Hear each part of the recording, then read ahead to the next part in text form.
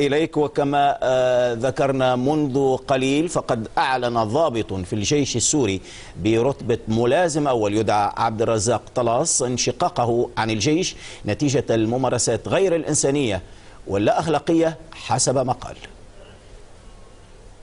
أنا الملازم أول عبد الرزاق محمد طلاس من الفرقة الخامسة اللواء 15 الكتيبة 852، وهذه هويتي وصورتي. عبد الرزاق محمد طلاس من حمص الرستان. أنا انتسبت للجيش والقوات المسلحة بهدف حماية الشعب تحت اسمنا نحن حماة الديار، حماية الشعب من العدو الإسرائيلي. وبعد الشيء اللي شفناه بجرائم درعا وسوريا بالكامل غير قادر على أني أتابع بالجيش العربي السوري تحت الظروف اللي عم مارسها الجيش في درعا وباقي المناطق.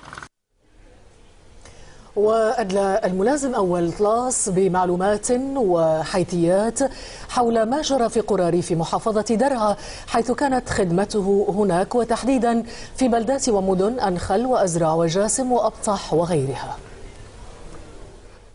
وأنا شاهد عيان من بداية أحداث اللي صارت الانتهاكات من مدينة درعا، مدينة درعا الأبطال والثوار اللي قاموا بسبب حمايتهم وخوفا على عرضهم وعلى أطفالهم.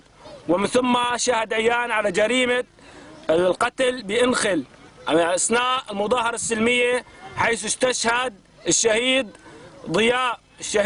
ضياء الشمري على يد العقيد بسام جديد قائد قسم العمليات باللواء 15، والعقيد نضال صقر قائد كتيبة الدبابات باللواء 15 اللواء المجاور لقرية انخل.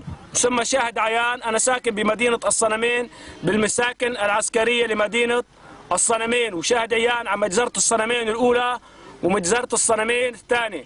مجزرة الصنمين الأولى اللي قام فيها نقيب بكتيبة نقيب وملازم أول بالكتيبة 109 ميم دال باللواء بالكتيبة 109 بقيادة الفرقة التاسعة، كتيبة 109 بقيادة الفرقة التاسعة ومساعدة قائد مفرزة الأمن المساعد أول اسمه أبو ويليام، وعنده كمان مساعد أول اللي بيشتغل بمطعم الشوي بمدينة الصنمين، وأهل الصنمين بيعرفوه. والجريمة حصلت من على يد هدول الضباط وغير معن أوامر، بس لما شافت العالم مظاهرة سلمية وأحشاد كبيرة وعم يكبروا قتلوهن. وعم جزرة الصنمين الثانية اللي قتلهم العقيد الموجود بمساكن الصنمين المقدم، وعقيد حاليا، وبيعرفوا جميع أهالي الصنمين والضباط اللي قتل الشباب بالصنمين، ورفع تقرير قال إنه اعتدوا عليهم وجاب سلاح وقوص العربي الساتكم من الداخل،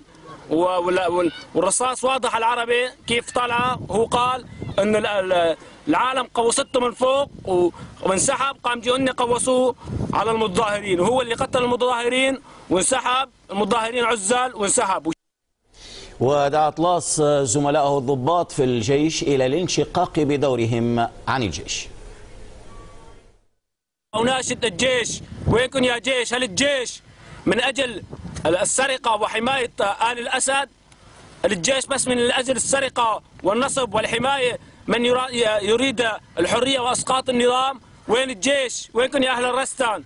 الرستان عم ينتهك الأعراض، الرستان عم تدمر بالمدافع والهاونات والدبابات، الرستان تدمر. وينكم يا ضباط الرستان الشرفاء؟ يا ضباط الرستان وينكم؟ ضباط ضمير وينكم؟ ضباط القصير، ضباط إدلب، ضباط الموحسن، ضباط دير الزور جميعهم. وناشد جميع الضباط الشرفاء أنت تحط العسكري تبعك بالصورة الحقيقية وتشغل ضميرك. أنت انتسبت على الجيش مو لأجل حماية آل الأسد، أنت ضابط شريف خليك شريف، وزمانك شريف خليك مع آل الأسد. وعودة إلى ضيفنا.